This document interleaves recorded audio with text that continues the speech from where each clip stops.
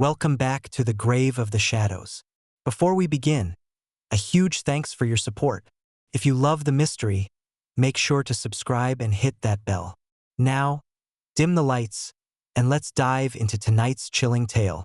The story of the Lady of the Lake has haunted the English countryside for centuries, an enigma that still lingers in the minds of those who dare to ask, what really happened?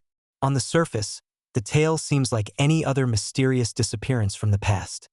An innocent woman vanishing without a trace, leaving behind nothing but whispered rumors and faded newspaper clippings. Yet, the story of the Lady of the Lake is far from ordinary. It begins in a small, tranquil village nestled in the heart of England, surrounded by mist-covered lakes and ancient woodlands. For centuries, the village had been a peaceful haven, untouched by the chaos of the outside world. But that peace would shatter when a beloved local woman, known only as the Lady of the Lake, disappeared without a single trace. What made her disappearance so unsettling wasn't just the mystery surrounding it, but the eerie silence that followed. No one seemed to know what had happened. No witnesses, no clear motives, no suspects, just an unexplained absence, a gap in the fabric of history that refuses to be stitched back together. The Lady of the Lake wasn't just another lost soul. She was a symbol, a figure shrouded in both beauty and tragedy. As the years turned into decades, theories began to flourish, each more bizarre than the last. Some claimed she had drowned in the very lake that bore her name. Others whispered of darker deeds, of foul play and twisted secrets that reached the highest echelons of society. But the truth remains buried, lost to time. And the question still echoes. Who was she really? And what happened to her? The small village of Walsingham, tucked away in the rolling hills of Norfolk, was like something out of a forgotten fairy tale. Surrounded by dark forests and serene lakes, it had remained relatively untouched by the rapid changes of the outside world. Its charm was timeless.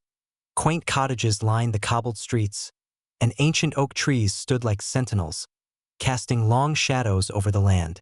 The air was thick with history, and the whispers of long-forgotten tales seemed to linger in every corner. But there was one story that the villagers would rather forget, a story that had cast a shadow over their peaceful town for over a century.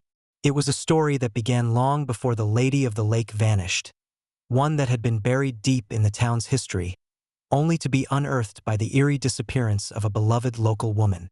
The lake itself, the source of so much folklore and local myth, was a place of both beauty and mystery. It shimmered in the moonlight, its surface reflecting the starry sky like a perfect mirror, but its depths held secrets that no one had ever fully understood. The Lady of the Lake, a figure whose name had become synonymous with the village itself, was said to have been seen by many, always from a distance, always enigmatic, always leaving those who saw her with more questions than answers. In the years leading up to her disappearance, the village had been in a state of quiet decline. Once a bustling town known for its thriving markets and festivals, Walsingham had fallen victim to economic struggles that seemed to plague many rural areas of England during the early 20th century. The landscape of the village was shifting, with fewer visitors coming to see its picturesque views and fewer families calling it home. But amidst this quiet turmoil, the Lady of the Lake remained a fixture, a figure of beauty and strength who seemed to possess a quiet power over the village. Her life had been shrouded in mystery long before the day she vanished. Some said she was a local aristocrat who had chosen the village as her retreat from the pressures of high society, while others claimed she had come from humble beginnings, her beauty and charm rising her to a place of prominence among the village's elite. Whispers of her past danced through the pubs and town halls, but no one knew for sure who she really was. And perhaps that was the way she liked it. But what was undeniable was her deep connection to the lake. She was often seen walking along its banks, always with a far-off look in her eyes, as though lost in thought. Her affinity for the lake became the focal point of her story. Its quiet stillness, its mysterious depths, and the secrets it held beneath its surface. The villagers couldn't help but watch her, and over time, their curiosity grew. It was as though the lake held her captive in some way, and they couldn't help but wonder if it had something to do with her disappearance. Could it have been the lake itself that had taken her? Or was there something far more sinister at play? The Lady of the Lake, as she became known, was a figure both captivating and elusive. Her true name was a mystery to most, though many speculated that she was born Lady Eleanor Rivers, a woman whose beauty and grace captivated everyone she encountered. Her story was woven into the very fabric of Walsingham, and in the years before her disappearance, she had come to embody the very spirit of the village itself. Lady Eleanor, or the Lady of the Lake as she came to be known, arrived in Walsingham under somewhat mysterious circumstances. Some claimed she had been born into a noble family, a distant relative of an influential house in the south. Others whispered that she was the daughter of a local merchant, a woman of modest means who had risen above her station through sheer determination and charm. No one seemed to know for sure, but what was certain was her presence in Walsingham was both mysterious and commanding. Her arrival in the village in the early 1900s seemed like a breath of fresh air for the locals, who had watched as their once thriving community began to wither under the weight of industrialization and economic decline. Eleanor's beauty and refined manners were a stark contrast to the modest surroundings of Walsingham, and her arrival was nothing short of a spectacle. She took up residence in a grand house on the outskirts of the village, a stone's throw from the very lake that would come to bear her name. The Lady of the Lake, however, was not one to revel in the comforts of wealth and status. Despite the privileges that came with her apparent noble heritage, she shunned the trappings of high society. She kept to herself, largely avoiding the social gatherings that others in the village eagerly embraced. Instead, she spent her time walking the shores of the lake, often for hours at a time, her pale form silhouetted against the setting sun. Villagers would often catch glimpses of her from their windows, walking alone, lost in thought, or sitting by the water's edge, her long hair blowing gently in the breeze. She was a solitary figure, an enigma that stirred both admiration and unease in equal measure. Rumors about her began to circulate almost immediately. Some said she had fled from an abusive marriage, seeking refuge in the quiet of Walsingham's countryside. Others claimed she was hiding from some scandal, though no one could ever quite say what that scandal was. And there were those who believed she was simply a woman of independent spirit, choosing to live life on her own terms, outside the strict confines of society's expectations. Despite the whispers, the Lady of the Lake earned the respect of the villagers. She was not cold or aloof. Rather, she was warm and kind-hearted, offering her assistance to those in need. She was particularly beloved by the children of the village, who would often gather around her to hear tales of far-off lands and fantastical creatures. But despite her kindness, there remained an undeniable air of mystery surrounding her. There were moments when she would disappear into the woods for days, and it was said that sometimes she would return with strange, far-off looks in her eyes, as if she had seen something no one else had. As the years passed, Lady Eleanor became more and more intertwined with the lake. The villagers began to notice that she seemed almost drawn to it, her steps often leading her to its shores, where she would sit for hours on end, staring out at the still waters. It was as if the lake held some sort of pull over her, an attraction that no one could quite explain. She spoke little of the lake's significance, but it was clear that her bond with it went beyond the ordinary. The Lady of the Lake was seen as a woman of mystery, someone who had come to the village and made it her home. Yet, she was never fully accepted, never truly understood by the townspeople. There was always an undercurrent of unease when it came to her connection to the lake. Some feared that it held more than just beauty. It held something darker, something deeper that no one had dared to uncover.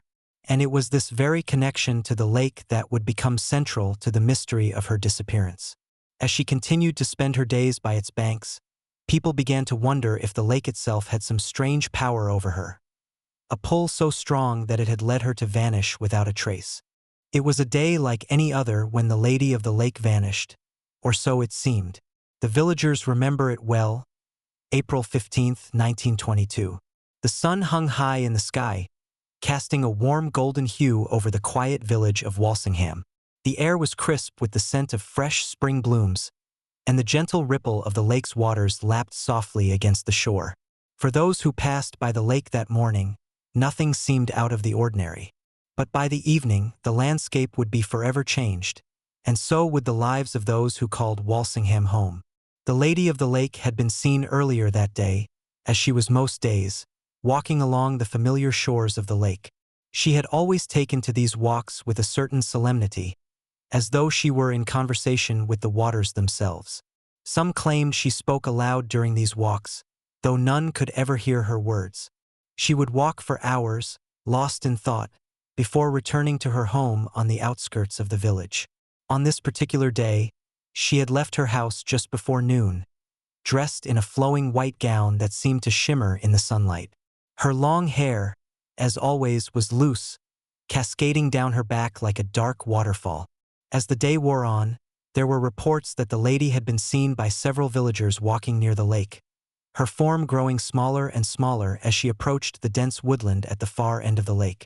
Those who saw her in passing described her as having a faraway look in her eyes, as though she were preoccupied with some unknown thought. Nothing unusual, they assumed, just another of her solitary walks. But as evening began to fall, something felt different. The gentle breeze that had stirred the leaves throughout the day seemed to die down, and a strange stillness settled over the village. The sun dipped lower in the sky, and the shadows grew longer. It was at this time that a sense of unease began to sweep through Walsingham. Word quickly spread that the Lady of the Lake had not yet returned. This was not unusual. The lady had often spent hours by the lake, lost in her own world. But as the hours passed and she still didn't come back, concern began to grow. By nightfall, a small group of villagers, curious, anxious, and driven by an unspoken sense of dread, gathered by the lake, calling out for her in the twilight. There was no answer. The lake, usually so serene, now appeared ominous, its waters dark and uninviting under the rising moon. The village constable, a man by the name of Thomas Burke, was the first to take action. He organized a small search party that scoured the village, beginning with the lake itself. They searched the shoreline and ventured into the thick woods surrounding the water, but they found no trace of her. There were no footprints leading away from the lake, no signs of a struggle, no disturbances in the underbrush. It was as though she had simply vanished into thin air. As the hours stretched into the early morning, the search grew more frantic. The villagers, initially hopeful that she had simply wandered off or found shelter in one of the nearby cottages, soon began to lose faith. There was no sign of her anywhere, no trace, no clue. The constable, growing increasingly concerned, began to fear the worst. Could she have fallen into the lake? Had she drowned? The possibility seemed unlikely. The lake was not deep, and there had been no storm, no unusual conditions that would have led to such an event.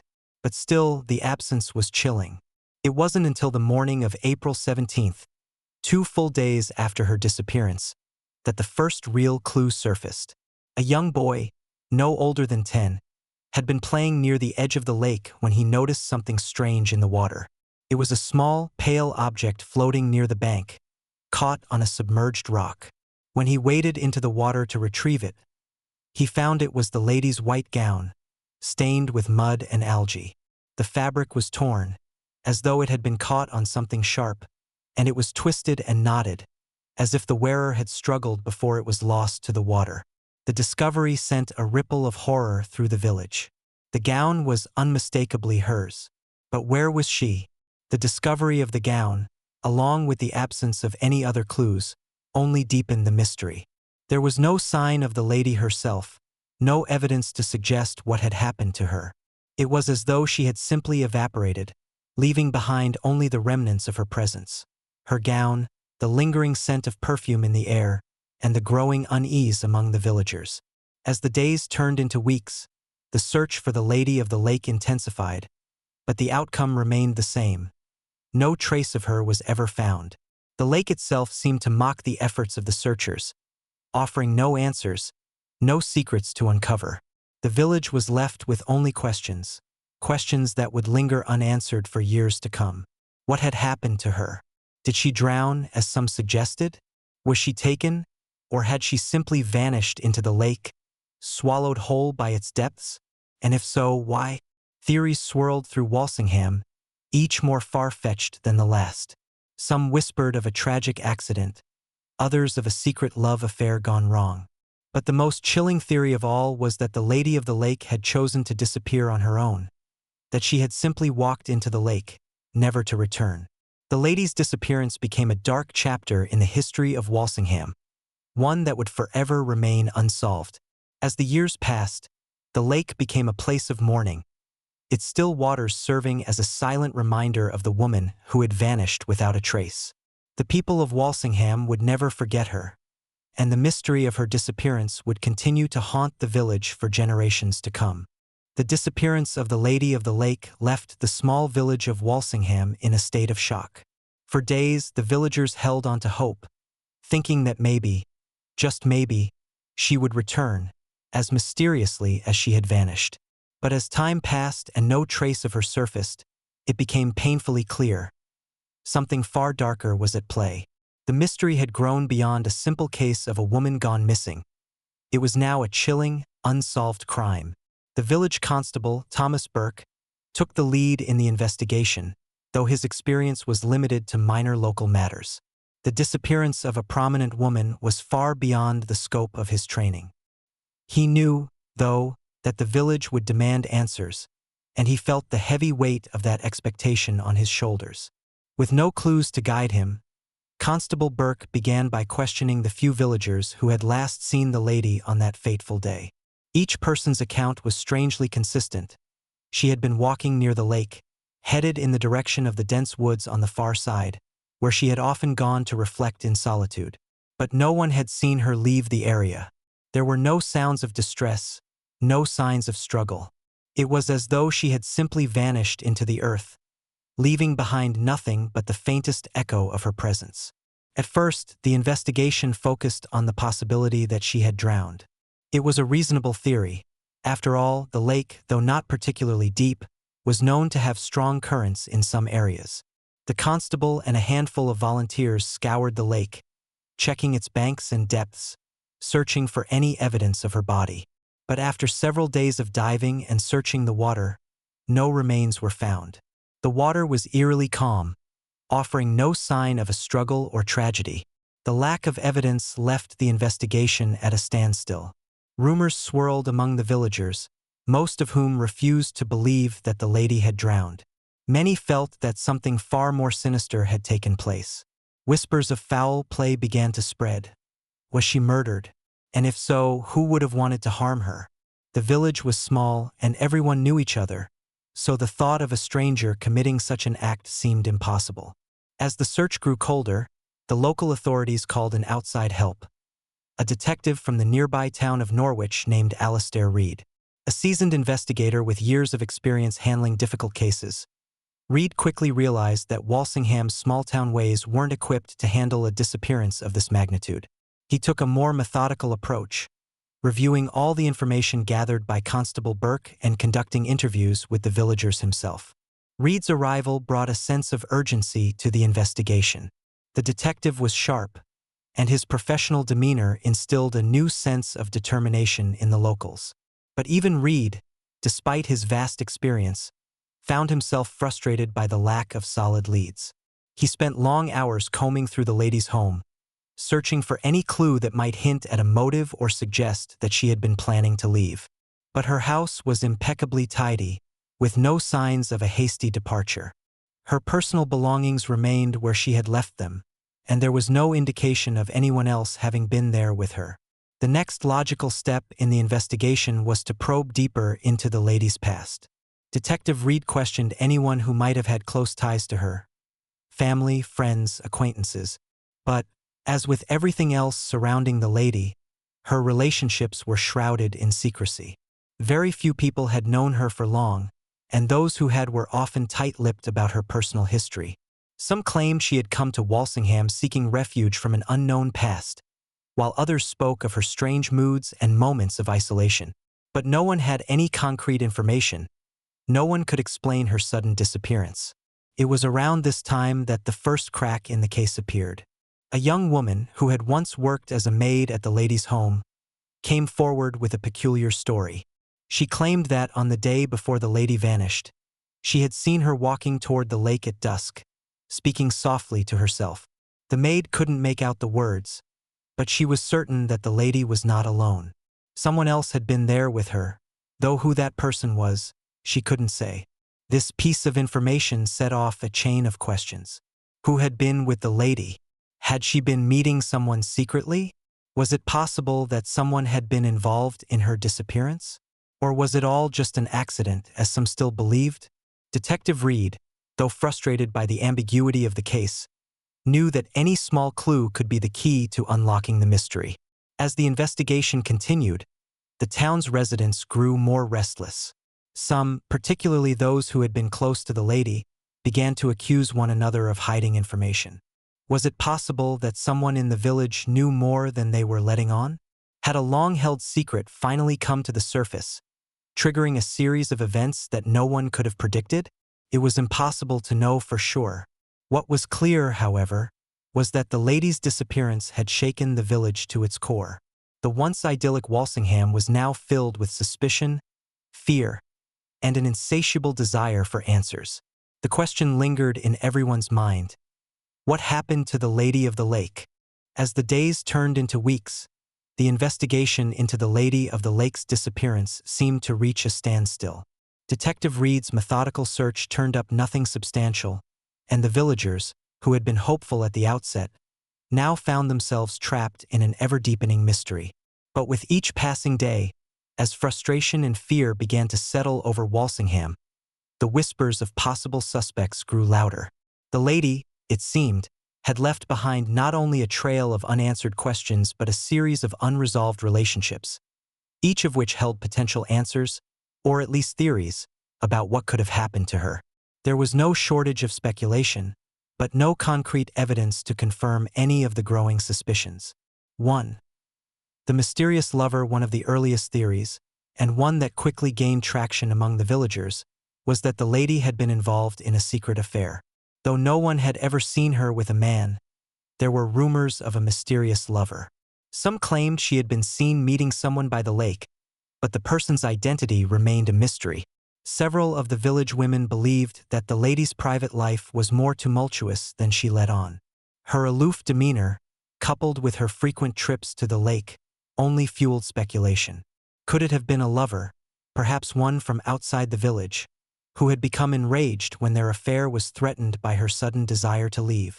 Detective Reed investigated this possibility, reaching out to inns and local establishments in surrounding towns, but no trace of any secret lover surfaced.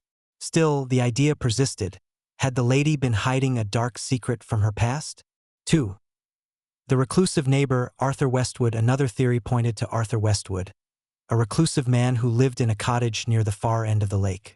Westwood was an outsider, someone who had only recently settled in Walsingham, and his past was a mystery. He rarely interacted with the villagers and was seen as odd by many of them. Some of the younger women in the village reported seeing him staring at the lady from a distance, his gaze often lingering longer than was considered polite. Though he had no apparent reason to harm her, his strange behavior made him an obvious suspect. Could Westwood have become obsessed with her? Did he have a hidden motive, one tied to his deep-seated isolation and mental state? Detective Reed interviewed Westwood several times, but the man seemed genuinely confused by the accusations. He insisted that he had never spoken more than a few words to the lady and had no idea why anyone would suspect him. Despite this, Reed couldn't shake the feeling that there was something off about the man. Still, no direct evidence linked Westwood to her disappearance, and the detective's investigation into his past turned up nothing criminal. 3. The disgruntled former maid, Margaret Cole. Then there was Margaret Cole, the former maid at the lady's residence. Margaret had worked for the lady for several years, and though she had left her position months before the disappearance, her relationship with the lady had been strained. According to a few villagers, Margaret had been increasingly upset over what she perceived as mistreatment. Some claimed that the lady had been excessively demanding, while others whispered that there had been a more personal conflict, one that could have driven Margaret to anger. The maid's departure had been sudden, and some villagers found it strange that she had left with no explanation. When Reed tracked her down, Margaret was initially evasive, refusing to answer questions about her time in Walsingham. She denied having any issues with the lady but seemed uncomfortable when asked about her time working in the house. The more Reed pressed, the more it became apparent that something was being hidden. Could Margaret have had a personal vendetta? Had she, in a moment of rage or jealousy, taken matters into her own hands? Again, there was no solid evidence to suggest foul play, but Margaret's erratic behavior made her a possible suspect. 4. The villagers' growing fears as the weeks passed. The village itself became embroiled in a sea of theories. Some villagers believed that the lady had been a victim of an unfortunate accident, that she had fallen into the lake while walking along its banks, her life tragically snuffed out by the water. This was a comforting theory for many, one that required no further investigation and provided the closure that the townspeople so desperately sought. But others weren't so willing to accept the idea of an accidental death. They believed that foul play was involved. The absence of a body, the missing gown, and the eerie circumstances surrounding the lady's last known movements fueled these fears. Could someone in the village have wanted her gone?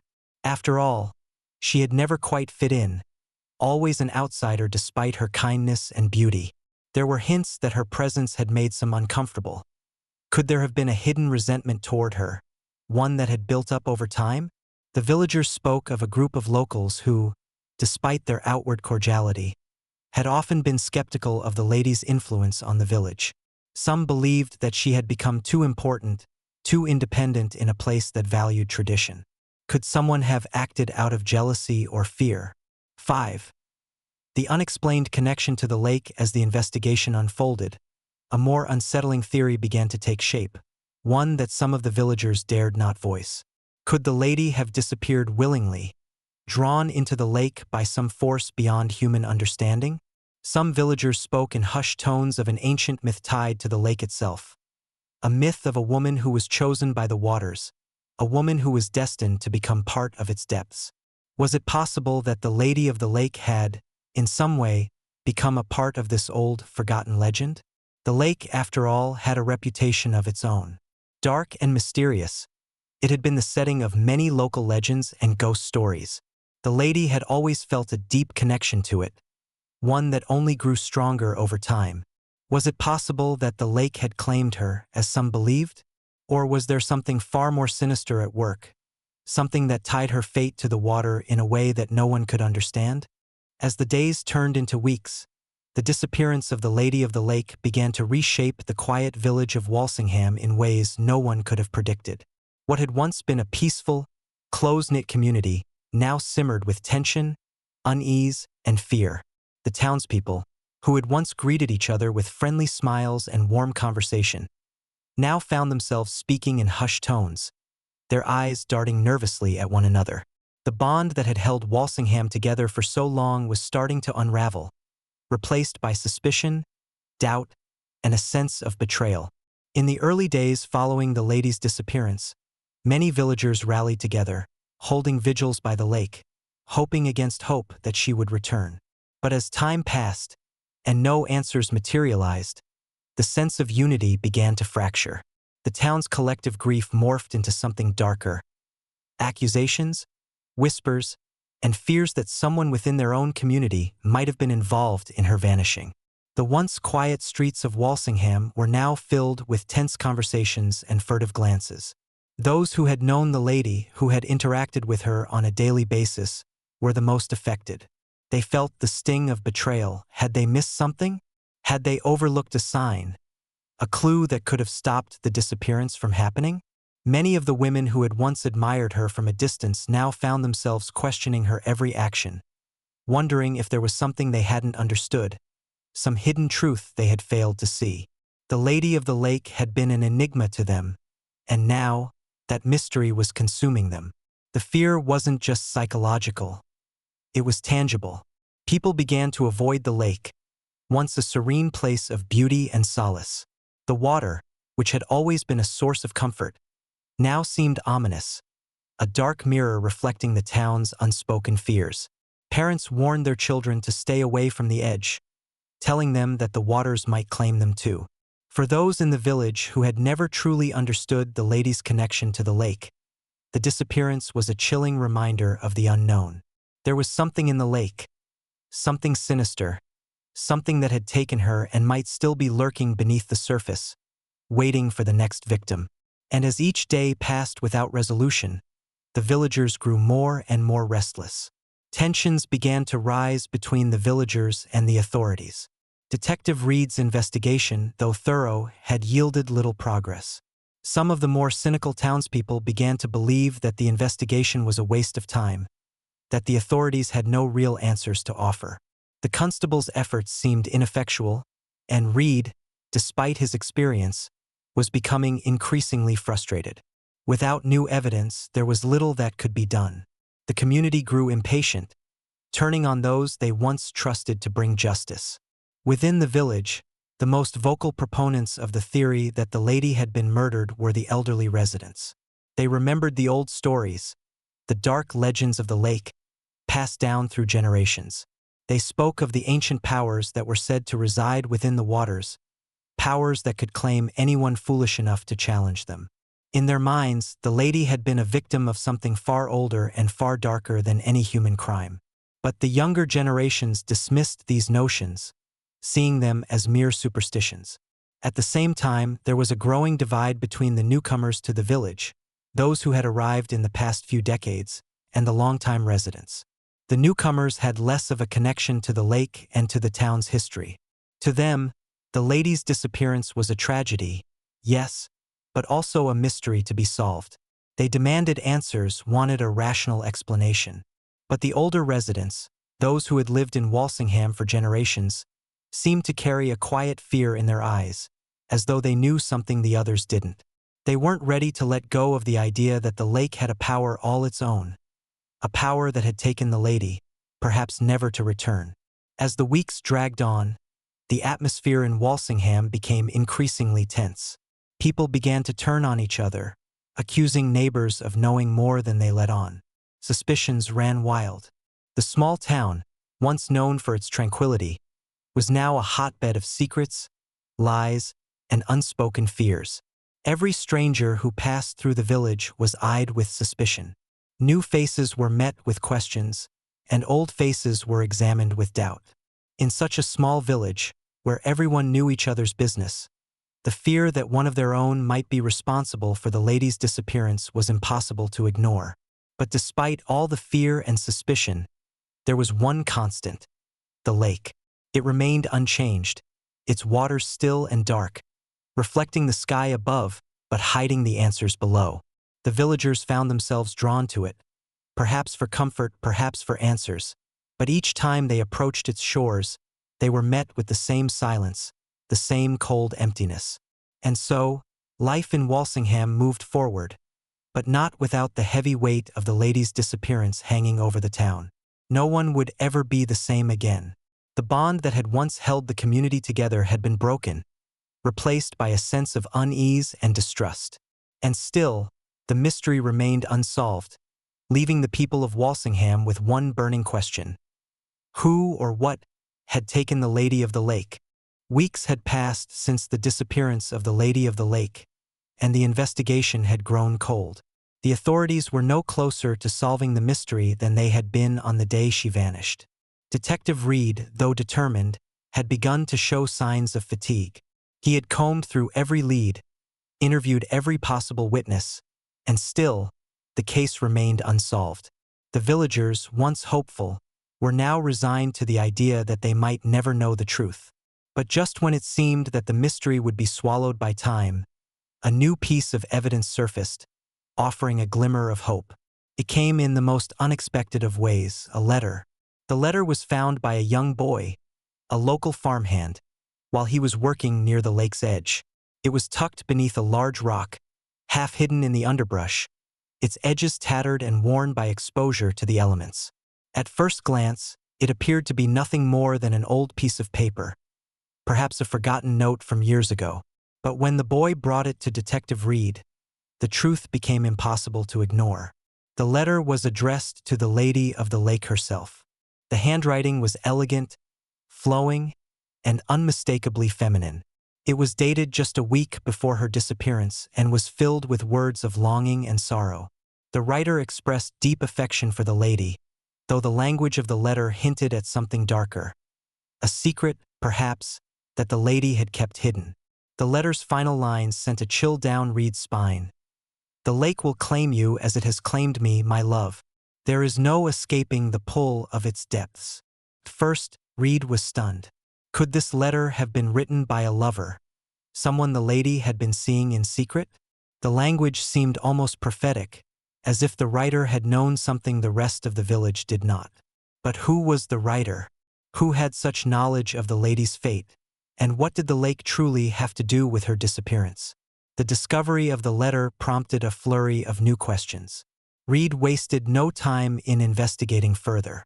He compared the handwriting to records of known individuals in the village, hoping to uncover the identity of the mysterious writer. But there were no obvious matches. None of the townspeople seemed to recognize the style or the author's name. The letter seemed to have appeared out of nowhere, and the identity of the writer remained a riddle. As the investigation progressed, a new theory began to form around the letter. Was the lady's disappearance connected to the lake, as the letter had suggested? Could it be that the lady had known something about the lake's dark history, something that had driven her to vanish, to surrender herself to its depths willingly? Detective Reed's mind raced with possibilities. He returned to the lake, the scene of so many unanswered questions. This time, however, he wasn't just searching for clues on the surface. He began to look deeper, literally and figuratively, wondering if there were secrets hidden beneath the water, secrets the lady had been trying to uncover herself. He called in experts, divers familiar with the lake's currents and depths, hoping to find something that had been missed before. What they discovered in the days that followed would shake the investigation to its core. Beneath the water's surface, they found what appeared to be an old, submerged stone structure, hidden deep in the lake's murky waters. It was not large, but it was unmistakable. The structure seemed ancient, its edges worn smooth by centuries of water erosion. Could this have been the location the lady had visited so frequently? Had she known of this place, perhaps even been drawn to it, as the letter suggested? As the divers continued their work, they uncovered something even more chilling. Buried beneath the stone structure was a collection of small artifacts, strange trinkets and jewelry, some tarnished by age but still recognizable. One item, in particular, stood out: a locket with an engraving of a woman's face inside. The face was unmistakably that of the Lady of the Lake. It seemed she had left something behind, something that could reveal more about her connection to the lake and its mysteries. The discovery of the locket sent shockwaves through the investigation. The pieces were finally starting to fit together. It was becoming clear that the lady's disappearance had not been an accident. She had not drowned, nor had she simply vanished into thin air. Something far more complex was at play, something that tied her fate to the very lake that had once been her sanctuary. The lake, it seemed, held the answers that had eluded Walsingham for so long. And with the new evidence, Reed was more determined than ever to uncover the truth. But the deeper he dug, the more he realized that the lake might not want its secrets revealed. And whatever had claimed the Lady of the Lake might still be waiting, lurking beneath the water's surface, watching those who dared to disturb its long-held secrets. Even after the discovery of the letter and the submerged stone structure in the lake, the truth behind the Lady of the Lake's disappearance remained shrouded in mystery. Detective Reed had hoped that the new evidence would bring clarity, but instead, it only opened up more questions. The more he uncovered, the more it seemed as though the lady's disappearance was entwined in a web of ancient secrets and untold truths. Secrets that no one, not even the lake itself, was willing to reveal. The letter, though an important clue, only deepened the confusion. It hinted at a connection between the lady and the lake. But what did that truly mean? The words, "The lake will claim you as it has claimed me, my love. There is no escaping the pull of its depths," seemed almost prophetic, as if the writer had known the lady's fate before it had occurred. Was the disappearance the result of some hidden force within the lake?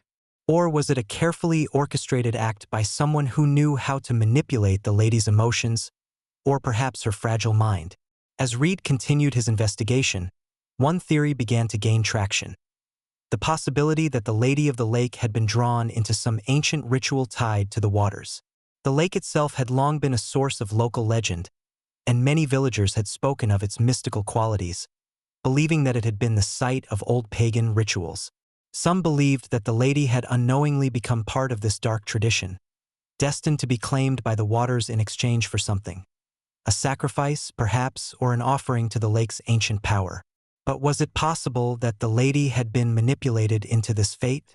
Had she known about the lake's sinister reputation, or was she just a pawn in a much larger, more dangerous game? Detective Reed could not answer these questions, and each theory seemed to lead only to more confusion. The idea of an ancient curse, one that the lady herself may have unknowingly triggered, was disturbing, but it was a theory that seemed to offer the only explanation for her sudden disappearance. Another theory, one that Reed found more difficult to accept, was that the lady's disappearance had been planned by someone who had known her intimately. Had she fallen victim to the desires of a man, perhaps the mysterious lover suggested by the letter? Or worse, had someone from the village, someone who had spent time with her, decided to silence her for good? The lady had been a figure of interest to many, and there were certainly those who might have seen her as a threat, someone who needed to be removed. Reed could not ignore the possibility that the lady's death had been murder. The torn gown found near the water's edge, the strange letter, the submerged structure. Each clue seemed to suggest a violent end. But the absence of a body, the lack of definitive evidence, left Reed with no clear answer. Had the lady been drowned by her assailant, or had she been forced into the water, her life taken in a desperate attempt to cover up some dark secret? One of the most unsettling unanswered questions, however, was the identity of the mysterious writer of the letter. Was it a lover, a close confidant, or was it someone with a far darker intent? Someone who had known the lady's connection to the lake and had used that knowledge to orchestrate her disappearance? Reed had no way of knowing for sure, but as he scoured records and interviewed locals, the writer's identity remained elusive. And without knowing who had written the letter, Reed couldn't be certain of anything. Was the letter a love letter, a desperate cry for attention, or a final warning? As the investigation dragged on, Reed found himself increasingly consumed by the unanswered questions. The villagers were growing impatient, and the pressure to solve the case mounted with each passing day. Theories flew fast and furious, but none of them offered the clarity that the detective so desperately sought. In the absence of answers, the people of Walsingham turned to the one thing that had always remained constant: the lake. It had taken the Lady of the Lake, and perhaps it held the answers they sought. But could anyone truly uncover the truth without becoming ensnared by the lake's dark secrets? Reed had no choice but to continue searching, knowing full well that the mystery surrounding the lady's disappearance might never be fully solved. The theories, the unanswered questions, and the strange pull of the lake itself would remain a part of Walsingham's history, a part of its dark and tragic legacy. And as the years passed, the village would continue to be haunted by the lady's vanishing, a mystery that no one, not even the lake, would ever give up. The years passed, but the mystery of the Lady of the Lake's disappearance never truly faded from the collective memory of Walsingham. Life in the village continued, its rhythms untouched by the chaos of the outside world, but something had shifted. The loss of the lady had left an indelible mark on the town, one that lingered in the air like a heavy fog, refusing to be forgotten. The lake, once a serene symbol of beauty and tranquility, had become a dark mirror, reflecting the town's grief, its fears, and its unresolved questions. Detective Reed, though no longer actively investigating the case, carried the weight of it with him long after his departure from Walsingham. The truth, if it could ever be uncovered, remained elusive, and the case was eventually closed, as so many unsolved mysteries are. Yet, there was always an unspoken understanding among the villagers that the lake held the answers they would never fully grasp. And so, life in Walsingham moved on, but with a quiet sense of unfinished business hanging over everything. The legacy of the Lady of the Lake was passed down through generations, a tale whispered between old friends and new arrivals. It became part of the town's folklore, a haunting story that was shared over quiet evenings in the local pub, or under the glow of street lamps when the mist rolled in from the water. No one could forget the woman who had disappeared without a trace, who had become both a symbol of beauty and a chilling reminder of the dark secrets that could lurk beneath even the most serene surfaces. The villagers, now more cautious and more aware of the unknown forces that seemed to control their lives, began to approach the lake with a sense of reverence. Some spoke of it as a living entity, a force that could not be understood or controlled, and a few, in quiet moments of contemplation, even believed the lady's spirit still roamed its waters. Perhaps she was still out there, waiting to be found. Perhaps she had become one with the lake, as the letter had suggested, part of its depths, her fate forever intertwined with the very place she had loved so much. And yet the mystery endured. Was the lady a victim of an ancient curse? A tragic accident? Or had she been the victim of someone close to her, a lover, a confidant, or perhaps a jealous rival? Theories continued to circulate, but none of them brought closure. It seemed that some stories were meant to remain unfinished, their true meaning hidden from those who sought answers. The legacy of the Lady of the Lake was not one of easy resolution. It was a story woven with unanswered questions, with the ever-present pull of the lake, a mystery that would forever haunt Walsingham.